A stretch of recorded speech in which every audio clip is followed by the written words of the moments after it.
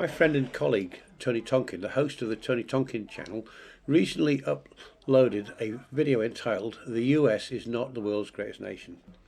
Join me as I dive deep into a slightly different question.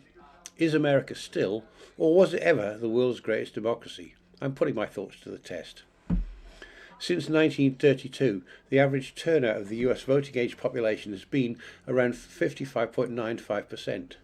The lowest was in 49% in 1996, and the highest was 62.8% in the 1960 and the 2020 elections.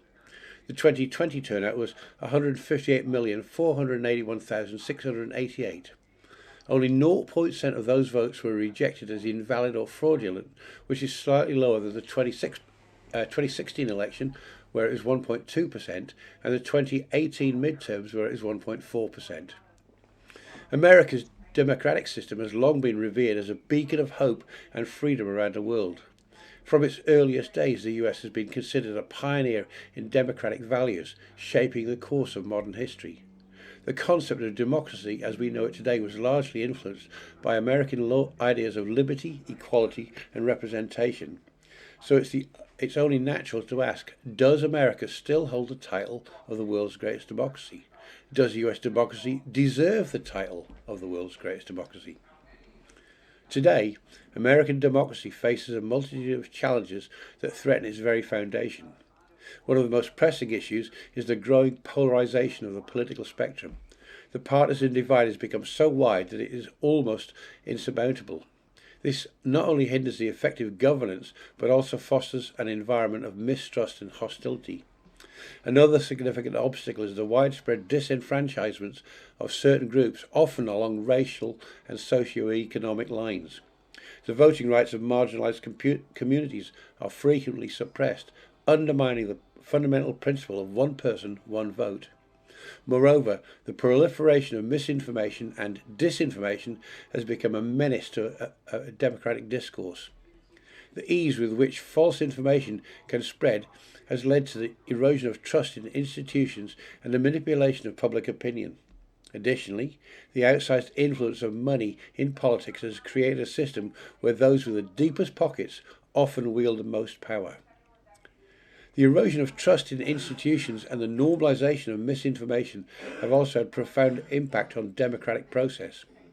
The 2020 presidential election, for instance, was marked by widespread allegations of voter fraud and election interference. While such claims were largely debunked, they contributed to an atmosphere of uncertainty and distrust. Furthermore, the COVID-19 pandemic exposed the vulnerabilities of the American healthcare system and the government's response to crises. At the same time, however, the pandemic has also brought out the resilience of the American people and the ability of the system to adapt to unprecedented challenges. On the other hand, public trust in government has been fluctuating over the years. While there have been moments of increased trust, such as in the aftermath of 9/11, there have also been periods of heightened skepticism, particularly during times of economic uncertainty. A significant moment encapsulates the current state of democracy in the US is the January the 6th Capitol riot. The storming of the Capitol by a mob of Trump supporters was a jarring reminder of the fragility of democratic institutions. It highlighted the dangers of unchecked political rhetoric and the violence that can ensue when emotions are inflamed. The event was met with widespread condemnation, but it also sparked a necessary conversation about the need for civic education and the importance of protecting democratic norms. Another trend that has gained significant attention in recent years is the fight for voting rights. The passage of landmark legislation such as the John Lewis Voting Rights Advancement Act has been hailed as a crucial step in ensuring that all citizens have equal access to the ballot. The US is the only democracy in the world where the national leader is elected by electoral college and not by a candidate winning a majority of the votes. In every other major democracy, the leader is determined by the person who wins an absolute majority, over 50% of all valid votes cast, or the largest percentage, a plurality of all valid votes. The US is the only major democracy in the world I could find where a political party actively works to make voting more difficult. The US is not the only country where gerrymandering takes place, but it is the only country I could find where redistricting is carried out by political parties. In every other major democracy, redistricting is carried out by an independent, apolitical electoral commission. The US is not the only country that requires voter ID to vote.